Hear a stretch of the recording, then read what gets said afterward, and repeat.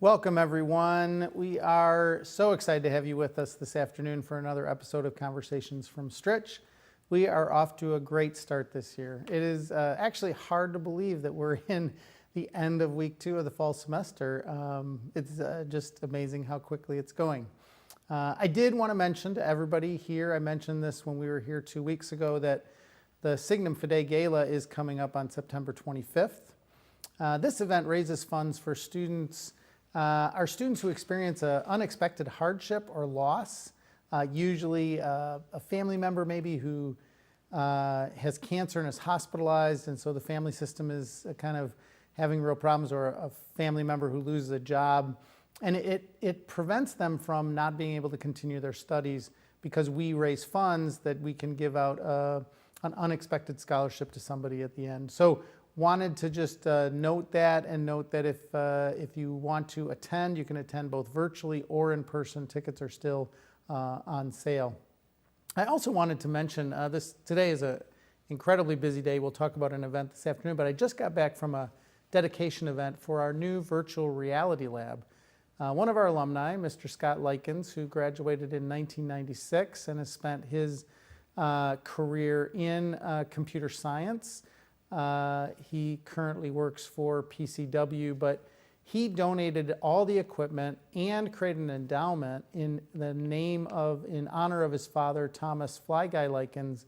The lab is going to be used by students through a number of disciplines. Certainly our computer science folks will learn how to program in virtual reality, but our aviation students, our health science students will all be able to use it. It's a really exciting addition to our capacity to teach in new ways. And so if any of you are walking through the science building, you'll see, if you just walk by that corridor that goes down to the S wing, you'll see this big red wall, and inside that room are 7 new virtual reality stations. But there are other things going on, and welcome, Dr. Christopher Sint. Great to be with you today. There are other exciting things going on academically. So what else is going on? Absolutely, and I'm going to make a couple of announcements about some other accomplishments and events happening on campus. But first, I'm super excited about this virtual reality lab as well. The interdisciplinary capacity that it is going to allow for us to do in a whole range of different disciplines is so exciting as we start, making use of it. And one of the people that was there at the event was Dr. Mike McFerrin, and he told me, which I didn't even know, he's now composing in virtual reality. Oh yeah. So he's like wearing the goggles while he composes. You know what? He actually talked about that on this show. It was one day when you were not here. I still don't understand. He was on Conversations from Stritch, and he talked about that. So it is a really great interdisciplinary, composing music in this virtual space I'm looking forward to learning more about it. Super exciting. So a couple other pieces of news. So Professor Claire Rothschild, professor of theology here, has a manuscript called on the Muratorian Fragment, and it was accepted for publication by the Studies and Texts in Antiquity and Christianity series of Morse, Seebeck, and Tübingen, Germany. It's a very prestigious publication. You may recall that she spoke about it in the TEDx event that we had last spring. And the really great thing is that she's been working on this. She talked about it in the TEDx thing. She's been working on it for 12 years while teaching at Lewis, and it's just it's a huge achievement, significant scholarly achievement, and also a labor of love, as we found out from talking with her and watching that TEDx presentation. So congratulations to Claire. Congratulations to the Arts and Ideas program, who received a grant from the Illinois Arts Council to support programming in the series this year. Arts and Ideas has begun its fall season, full swing, and we have maybe just 2 events before we are back here next week to draw your attention to the Disappear Here art exhibition by artist Larissa Barnett from the class of, another alum from the class of 18, closes at a week, or the 17th, with a talk by, and then there's a talk by the artist tonight at the Brent and Jean Wadsworth Family Gallery. at 7 p.m. And then on September 14th, Arts and Ideas will host an event called The Perceived Conflict Between Faith and Science, an historical perspective featuring Chris White, Dean of the College of Aviation, Science and Technology, and Professor Joe Kosminski, Chair of the Department of Physics. So we're looking forward to that event, as well as the conversation that will come out of that, of what they have to share at that event. And now I'm going to turn it over to you for some athletics. Yeah, a few. It's exciting.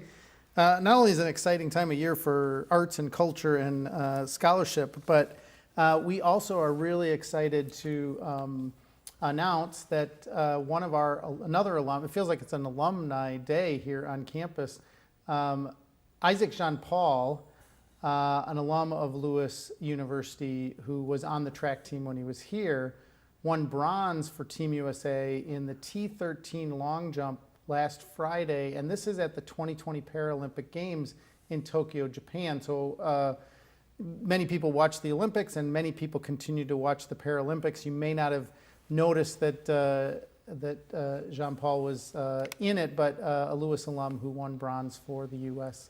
over in the Paralympic Games. Lewis University's 13th ranked men's cross country team opened the 2021 season winning the Parkside Vic Godfrey Open with 23 points last Friday. They also, the Wayne E. Dannell National Cross Country Course in Kenosha is where it was held. The Flyers had 9 runners placed in the top 20, so it's amazing. Almost every other runner that came in out of the first 20 was a Lewis runner. A really great start to the season. They won the GLVC last year, and we really hope that they'll repeat this year. I know I was looking at that, and they're headed to Notre Dame for the Catholic. There's one race for all Catholic colleges and universities around the country that happens once a fall, and they're headed there this weekend, so that's exciting. Lewis University women's soccer team had a 3-2 win at Purdue Northwest, scoring 3 goals in the first 25-plus minutes. The win was the 100th career win for Coach Chris Koenig. And athletics contest this weekend, so congratulations to Coach Koenig on his 100th win. But this weekend we have men's soccer, which hosts Northern Michigan, 2:30 today. Men's and women's soccer, which will host Lindenwood on Sunday. Women's volleyball plays out in Colorado at the Premier Challenge in Denver. Those will be some great games. I think you'll be able to watch them online. So you may want to, as we know, last year the women's team was really incredible, and they have a great start so far this season, 5-0. And the men's tennis plays at the Warhawk Fall Invite in Whitewater, Wisconsin.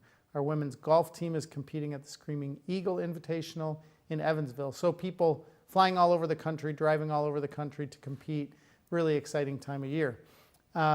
We are still dealing with COVID-19, Chris. So what is going on in terms of, I know we talked 2 weeks ago, it had just come out about the governor's announcement, and now there's been some additions and changes. And of course, we now have almost 3 weeks with many of our first-year students on campus. And so you're going to give us some sense about how COVID is going here on campus and how well our campus is doing. Yes, so we have been kind of processing the governor's announcement over the last 2 weeks. And then in addition to that, Governor Pritzker has extended the deadline just a few days ago for vaccination or weekly testing of university students and university personnel connected to the Illinois Executive Order 2021-22. Students and personnel now have until Sunday, September 19th to receive their first dose of a 2-dose COVID-19 vaccine series or a single dose of a COVID-19 vaccine. So to comply with this state order, all students and employees must submit their COVID-19 vaccination status or apply for an exemption on the Lewis U app or online at the link that will be in my email that comes out this afternoon, and is also easy to find on our website. Our COVID-19 hotline team members are reaching out to students who have not submitted their COVID-19 vaccination status or applied for an exemption. So yesterday we sent out a text to each individual student, or to all of the students who have not gone through the process of submitting either vaccination status or request for exemption. And then today, our COVID-19 hotline team, and I'll just say an expanded version of that, which has a lot more people and students in some public health classes and so on, sitting in rooms, calling students and trying to help them through the process of how to go about submitting their work and attending to this requirement that has come with the governor's order. And then a reminder that students who do not comply with this requirement will be referred to the student conduct process, restricted from class or campus, or placed on a registration hold. So I will probably have a little bit more information to say about that as we get next week, as we get through this week of trying to make this last push for people to report. The executive order also requires submission of weekly tests for unvaccinated individuals beginning the week of September 20th. So next week's update will provide information on when and how to submit those weekly tests. So I'll just try to say this clearly again. If you are not vaccinated for any reason, either we have not received proof of vaccination or you've been had gone through the exemption process, you will need to test once a week beginning on the week of September 20th, and we will have a way for you to report the results of those tests, or negative tests or positive tests, through the Lewis U app, and we'll give instructions about that next week. But at least know that that's coming in a couple weeks. That will need to become a regular part of your weekly routine if you do not get vaccinated. And that may include some fees or other scheduling information about how to get access to testing. And then final thing I'd like to do is just maybe share an update on some of the metrics and COVID-19 statistics. So we've mentioned before, and I might want to explain this a little bit more, we originally shared this set of metrics before the governor's order. Obviously the governor's order dictates to some degree what kinds of mitigations we will have in place.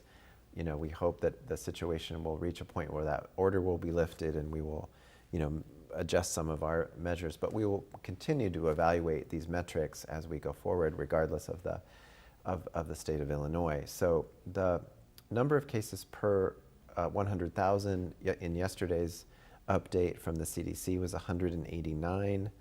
That's a 7-day average, so that puts us in the red zone. Again, the red zone threshold is 100. The orange zone threshold is 50. And we need to be beneath 50 probably to have the face covering mandate lifted by the state and so on. We had 5 cases reported in our community last week, and again, when I say that, it refers to members of our community who come to campus for any reason. It doesn't refer to COVID being passed on the campus or anything like that, but it's members of our community who have contact with the campus, one of our campus sites. So 5 last week and 3 this week. And so far this week, and tonight at midnight or so on is our cutoff time. So there may be 1 or 2 more reported this week as well. So that's some sense of how things are going in our community, which is very, very positive in terms of the level of positive cases. And just a little tiny editorial comment about that the hotline team asked me to share, which is that almost all of those cases there are related to household contracting COVID in the household when there is a sustained exposure, and it's again I'm very much generalizing here, but sustained exposure to children who may or may not be symptomatic at all. So we're getting reports from commuter students, especially, who are parents and have positive cases in their house that they may or may not even have known about before they contracted it. So again, sustained exposure and doing testing, if you have young ones and so on, is I think what our COVID hotline team would like to recommend. And I'll obviously contact the hotline team if you'd like to talk about that or talk in more depth about that. The vaccination rates in Will County are up to 51% for fully vaccinated people. As a point of comparison, the state of Illinois is 53 and the United States is 54. And then in our own community, we've our employees, our full-time employees and GAs have almost 100% reported. It's reported here as 98. That number is very close to complete, and our HR staff and our supervisors and so on have done a great job, as well as our members of our community who have satisfied this requirement. The 2% is often people we just hired or something like that. That we're still keeping track of. 91% vaccination rate from that population. Our overall students who have contact with campus in the fall, 78% have reported, 88% are vaccinated. And that's that group, that 78% group is really what that Send Word Now message was about, and what the call campaign is about, trying to get that number to a higher number, higher percentage. Residential students 95 and 91, and adjunct faculty 98 and 96. So before we move on, I think we both probably want to say thank you to our community for these incredibly high rates of students and especially employees as members of our community who've come together to really provide a degree of safety and protection in our community. So thank you so much for that. I want to also say, thank you to everyone.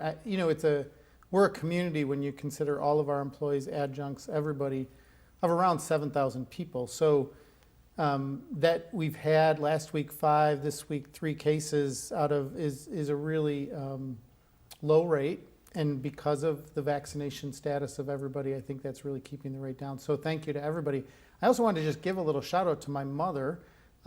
So those 8 people that are in isolation because they found out that they were COVID positive. My mom just found out she was COVID positive. Sometimes she watches the show. So Mom, I know you're sick of being alone, but so are our students and our faculty who have tested positive. Small number, but we're thinking about all of you that are out there that are dealing with either a family member who's COVID positive or yourself.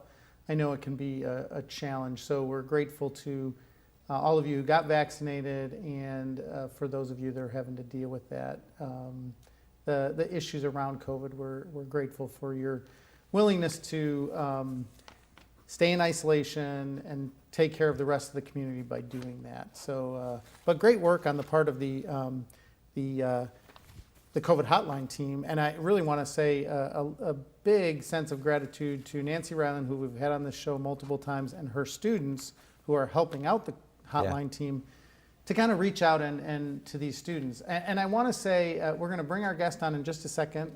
Dr. Sint's going to introduce our guest. But before we do that, just a reminder that you can go type into askus@lewisu.edu and send your questions to us. If you have questions about COVID, if you have questions about this testing requirement that you're going to be required to do because you got an exemption, or if you have questions about anything else, things that are going on campus, issues around meal plans or anything, that's really why we have the show, is to take questions from our students and our employees. We want to be here and be able to answer questions. But of course, we're also excited each week to bring our guest on and tell people a little bit about all the exciting things that are going on campus. And today's a big day on campus, and our guest is going to talk to us a little bit about the memorial that we're, remembering the event of 9/11. So, Chris? Yeah, we're looking forward to that. And I think while we get set up for that, we're going to see a short video.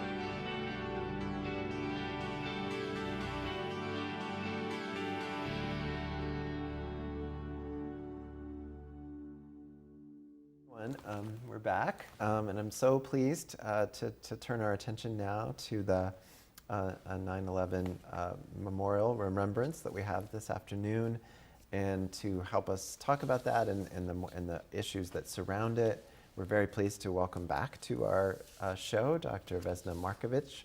Professor Markovic, we've had on before, and I gave a really long introduction to before, so this is the short version, is the chair of the Justice Law and Public Safety Studies Department. Her research interests include terrorism, transnational crime, and comparative criminal justice. So we're so welcome. We're so glad that you're with us. Thank you for joining us Today, we're here in part because we will soon, a couple, 90 minutes or so, be walking over to the 20th anniversary commemoration of 9/11. So maybe we'll just begin asking you about that. So could you just tell us a little bit about the event this afternoon? Yeah, absolutely. So we had talked about it during the summer and got together with Veterans Affairs and Justice Law and Public Safety Studies and wanted to do something to honor those that perished in the September 11th attacks. And so we really wanted to do something. We have a lot of students who are either going into that area or master's students who are already in that area. And of course, being a yellow ribbon school and having the veterans, we wanted to do something about that. And so we're having from 2 to 3 a 1-hour commemoration memorial service. We're going to have Joliet is going to be there, the chief of Joliet Police. We're going to have their bagpipers and drums. We're going to have their honor guard. They're going to, post colors. We also have Eric Wilson, who is a Lewis alum from broadcasting, who will be our MC. He is the anchor of WTVO in Rockford. We're going to have the chaplain from the Joliet fire. His name is Ed Arambashich, and he was at Ground Zero after the attacks, helping with cleanup and search and providing comfort and care. And we have Lewis University students that are involved, the ROTC. We have the gospel choir that will be singing. And to sing the national anthem will be Vanessa Hall, who is a sophomore major in forensic criminal investigations. Oh, Great. that's great. And before we turn, is there a way for people to, can anybody come, or do they need to register to come? Yeah, it's free. We would prefer they register, but at this late time, there's a QR code they can register. If not, they can just show up. And it's over at St. Charles Borromeo. It's at St. Charles Borromeo, 101 Airport Road. We're the showing QR the code QR is on code the now. screen, and so they can just use their camera to scan the QR code. It'll open the Eventbrite website. They can just put their name in there. We were just trying to make sure that we were going to fit within capacities so we don't get overloaded. We do have also people coming from Lockport. They're going to have their ladder company there right out front, ambulances, and they're going to have a flag hanging from their ladder. So I think it'll be a nice event to commemorate, the 3,000 plus lives that were lost on that day. Yeah, it's amazing to me to think that it's really 20 years ago. I mean, I do remember exactly where I was at, what I was doing. I was a teacher at the time and teaching a class, and came back from class, and all the other faculty in our hallway were out in the hall saying, this had happened. So I didn't see the first plane go in, but I saw the second plane go in because it was just kind of at that time. So it was a terrorist attack. I mean, that's the way we think of it. I think maybe in 1995 we knew that, but this notion of what a terrorist attack took on heightened significance for us as a country, and I think probably for us as a globe. So could you talk a little bit and help us understand what terrorism means, how it's defined, and what something like this means in terms of us calling 9/11 a terrorist attack? Yeah, absolutely. So, terrorism takes on many different forms. And when we talk about a definition, unfortunately, there's not one standard definition that is accepted by all. And so, there are some commonalities. We're always looking at sub-state actors. Obviously, if one state targets another one, it's an act of war. But if we're looking at sub-state actors, so a group that is not part of, that country. And it's a threat of violence or the use of violence, and they're generally trying to achieve some type of political or social objectives, goals. They're targeting mostly civilians. Some definitions say non-combatants. When I do my research on suicide bombings, I also include if the target is military, because I'm looking at tactical aspects and I don't want to leave any of them out. And their intention is to spread fear in hopes of impacting or making that change, whatever their ideology may be. And maybe you could talk a little bit about the range of ideologies, or that Absolutely. spectrum. And I do want to say this because we can talk. I teach terrorism courses. We can talk 16 weeks in class and still not cover all the aspects of terrorism. So what I'll talk about today is going to be a lot more brief. And so, terrorism, we think about it, there are, domestic forms of terrorism like sovereign citizens who are anti-government, don't believe in centralized government, and so they won't pay taxes, they don't want to they won't get driver's licenses, they make their own. And we have international terrorism like September 11th. Now, in terms of ideology, there are so many different types. You could have groups that are nationalist or separatist, like the Tamil Tigers in Sri Lanka that were operational. They're not very operational anymore, but they used to operate. They had a goal of having a separate state. There are right-wing groups, think about neo-Nazi groups, stuff like that. There are left-wing groups that are Marxist-Leninist ideologies, so like 17th of November in Greece or the Revolutionary Armed Forces in Colombia. There are single-issue groups like animal liberation, earth liberation, anti-abortion, and we do have jihadist groups. And unfortunately, sometimes people, when you say terrorism, just tie it to that one ideology, and that is not the case. It is, through every different sphere.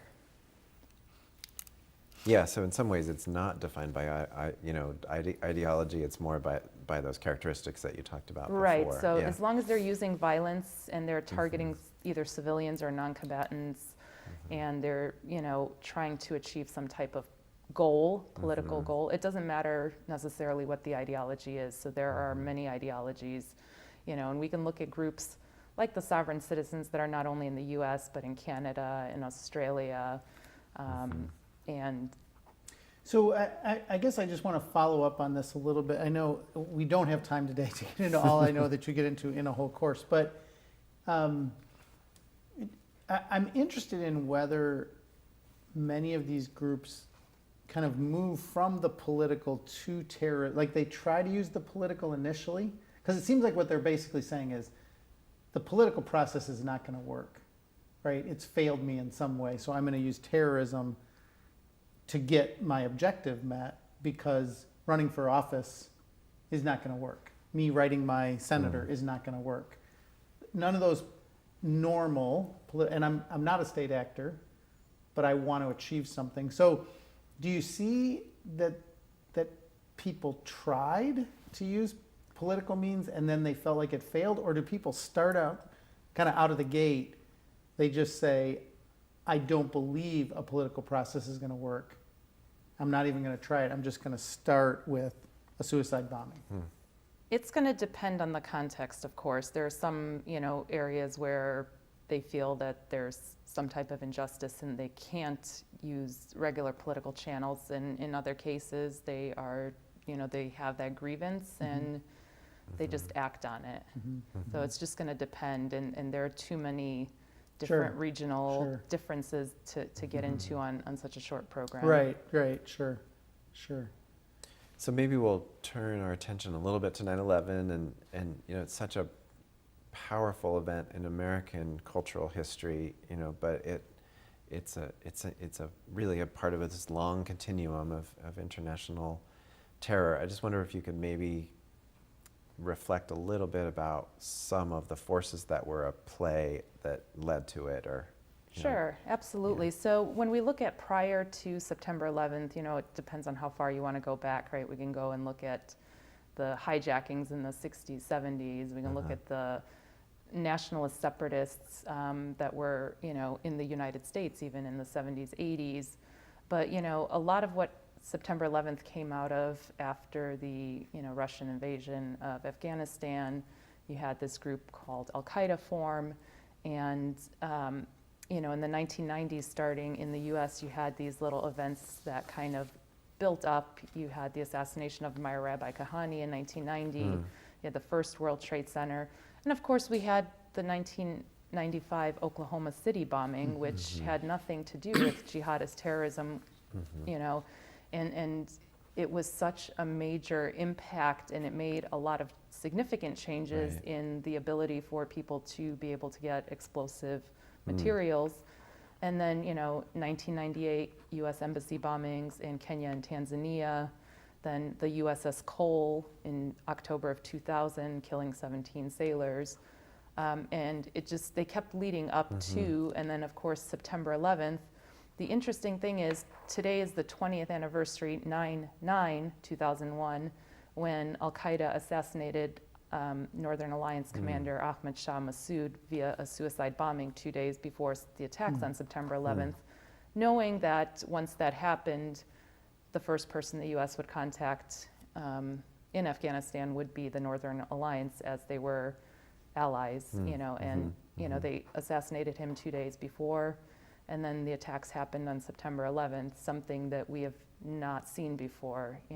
This is our generation's.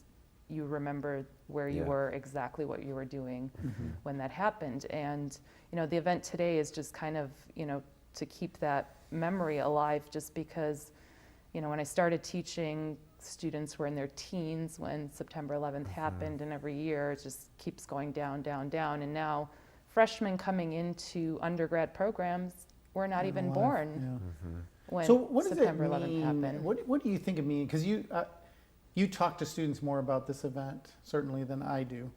So I'm interested in what it means as a kind of cultural symbol. And maybe, as you just talked about it, so when you first started teaching it and they were, 14 or 15 or 16 when the event happened, and they remember where they were in high school, and now an 18-year-old coming in wasn't born yet, has the cultural symbolism of it changed from your sense as you teach students, or do people still, I guess I'm interested in what it means for us as a country. Like, we've done a lot of research on it, but what does it mean for us as a country and globally, maybe? What does it mean for the world? The students are still very well aware. When I talk about it in class, they say, oh, well, my mom or dad told me, or my uncle or grandma, grandpa, or coworkers, and so they have heard about it. It's not like it's completely been wiped from the collective memory, but that's why we need to make sure that it changed a lot. It was a watershed moment. It changed a lot in terms of what was going on. Law enforcement, federal law enforcement. It was an event happened. They investigate. They find out who did it. We don't want events like September 11th to happen and wait for them to happen and then start investigating. We want to prevent them. And so, unfortunately, I do want to mention some of the bad sides of that as well. Unfortunately, after the September 11th attacks, as you know, the Muslim community in the United States, unfortunately, suffered a lot of backlash and anti sentiment against them, just like when COVID started and we saw the attacks and hate against Asian Americans, and that's not acceptable either.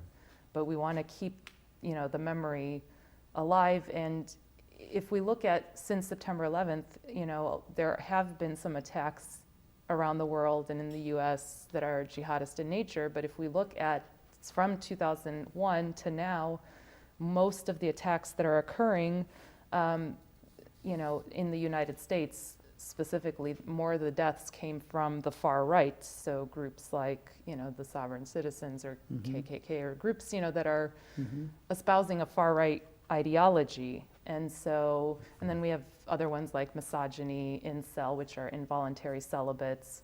We do have some attacks like, the Boston Marathon bombing. We can't ignore those as well. But the threat since September 11th is definitely more oriented towards domestic terrorism. So I'm really interested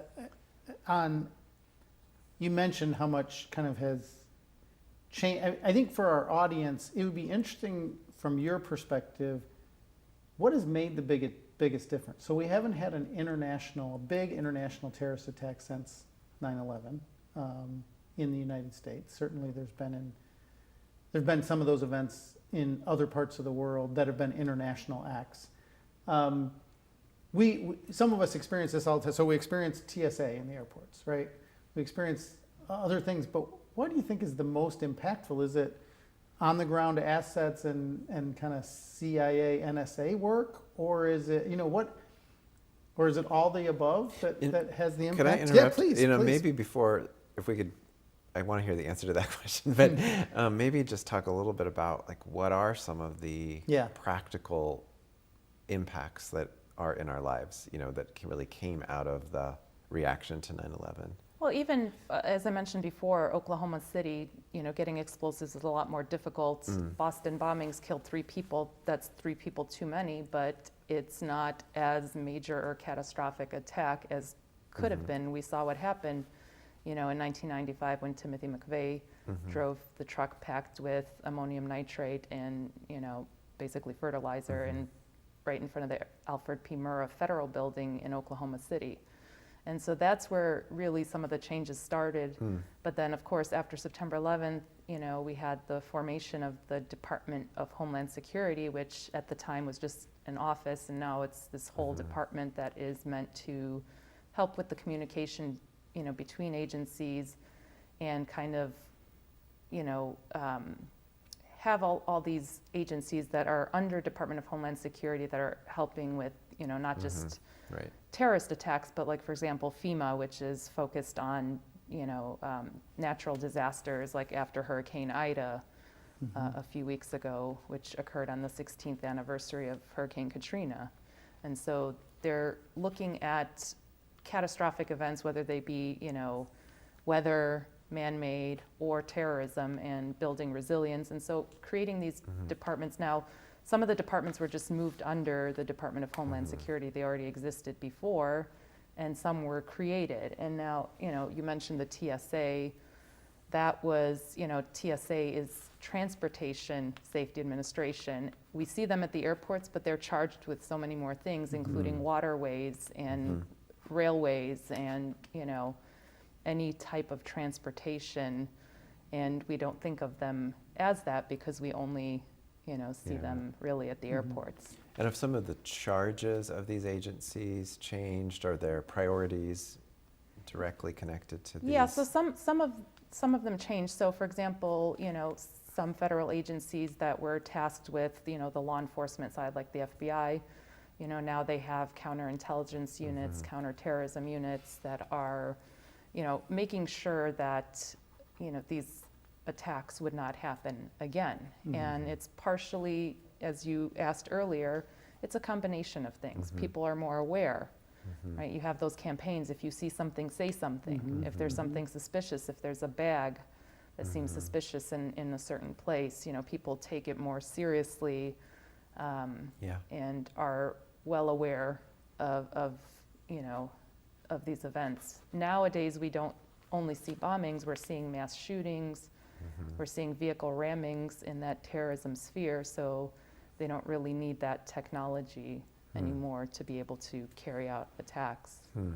Yeah, I really don't think we have time today, but you're raising something that I think would be interesting at some future show, so just something to think about, which is that it feels to me like there's a heightened sense of anxiety in our country in general when I think of the 1990s versus the 2020s, and that I want it, but it feels like it's a combination of things, right? It's not But when you constantly remind people to see something and say something, they also know that there's a possibility that a bag sitting there may not just be a bag sitting there. It could be a bomb sitting there. And I got to believe that some large psychological kind of thing is going on there. And maybe at some point we could talk about that, because we know that mental health, we've talked about this before, mental health on college campuses is rising. And I'm not saying that's because of 9/11 at all. I'm trying to just say that it just seems like there's more anxiety over lots of things that have added on top of each other. Global warming, 9/11, all these things that feel like they add to that. I don't know if you have any initial comments on it, because we don't have a lot of time. We're running out of time. But my initial comments on that are, there are more things for them to worry about these days, particularly when you're looking at school shootings, right? We're looking Parkland, we're looking at Sandy Hook. Which is another terrorism issue, right? Well, we wouldn't consider it terrorism, but it's definitely an issue. And if we look at, for example, Chicago, what is your likeliness to be targeted by terrorism? It's going to be less likely than maybe a mass shooting, or especially in Chicago, what's been going on over the Labor Day weekend. There were 11 kids, children, who were shot, including 4-year-old Michael Moultrie, who was visiting family from Alabama, sitting in his house getting his hair done and getting shot twice in the head. So it's for us right now, there are definitely more pressing issues locally than terrorism. I maybe have one more question along those lines. Going back to, so there's what you just brought up. There's this kind of range of different types of acts that take place, violent acts that take place in our society, and you're the chair of the department that's kind of not only expert on these, the kind of academic perspective on these topics, but also in thinking about the professions that are connected to law enforcement.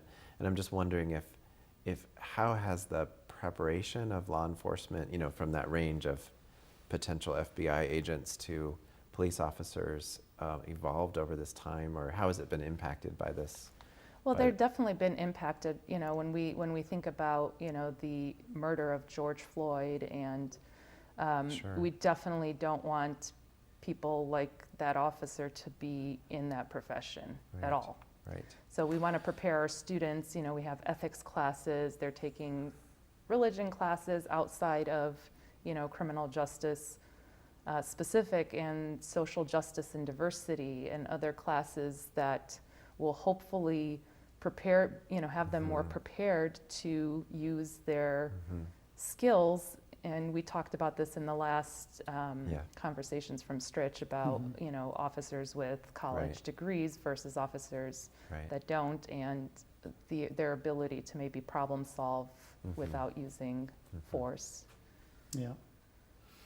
Yeah, well, this has been an amazing conversation. I mean, I can't say enough about how grateful I am for you to join us, especially on such a busy day for you, because you have all these people coming in, important people coming in to help us to memorialize this event. But thank you so much for joining us today. I'm really grateful. Dr. Sint, thank you for joining us. And I just want to wish everybody from Chris and myself a wonderful weekend. I hope you enjoy yourselves, get a little time to get out on campus. It's supposed to be beautiful this weekend. The campus looks great this time of year. So get out and enjoy yourself, and many blessings to you and your family. Have a great weekend.